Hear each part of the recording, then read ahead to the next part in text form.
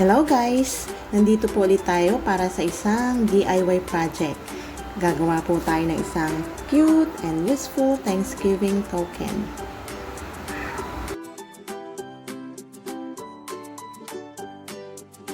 Papakita ko po sa inyo ang mga gagamitin natin para sa project na ito.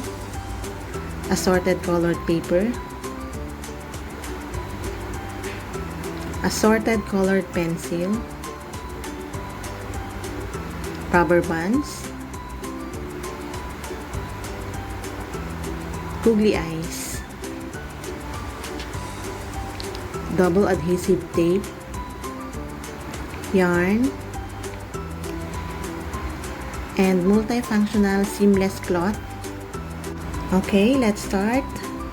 Gagawa na po tayo ng dahon. Okay, since black po yung paper natin, gagamit ako ng white pencil.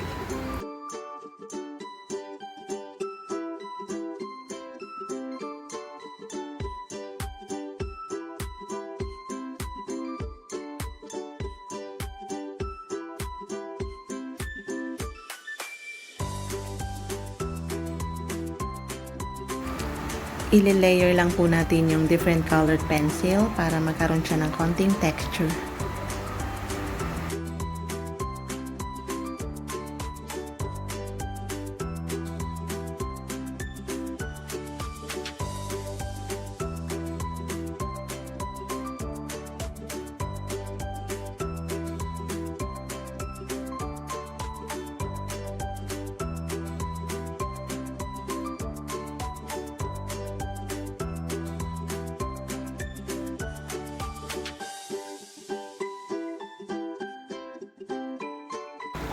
Okay, gagawa naman po natin si Little Pumpkin ng happy mouth.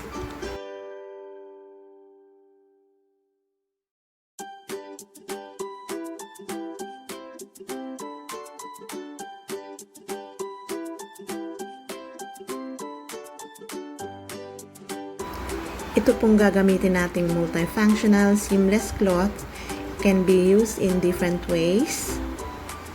So, pwede po siyang gamiting headband, face mask, and for the boys, wristband. Tulad po nito. Okay. Ayan.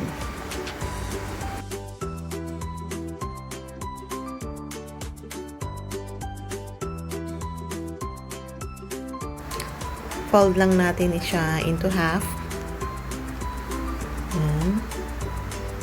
And then, I decided na ilagay yung wrapper niya para malaman ng receiver kung paano siya gagamitin.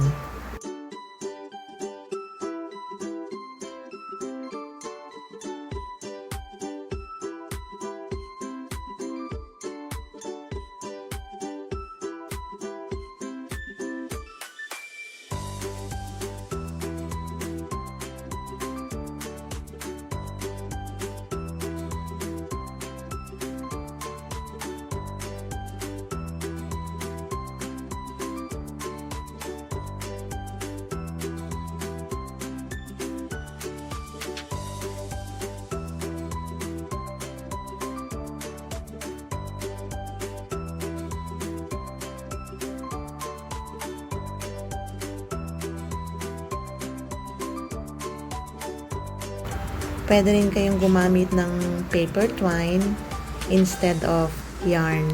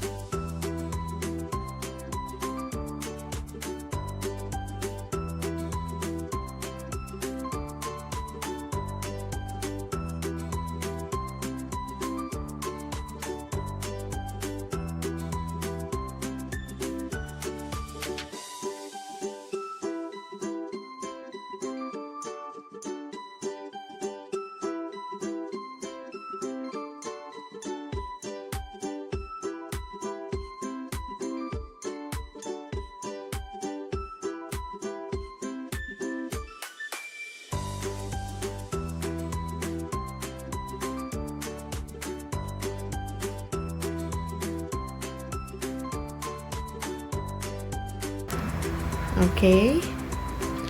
Ready na po yung ating cute pumpkin na mag-join sa kanyang friends. This is another DIY project. So if nagustuhan nyo, please like and subscribe our channel and see you next time. Thank you!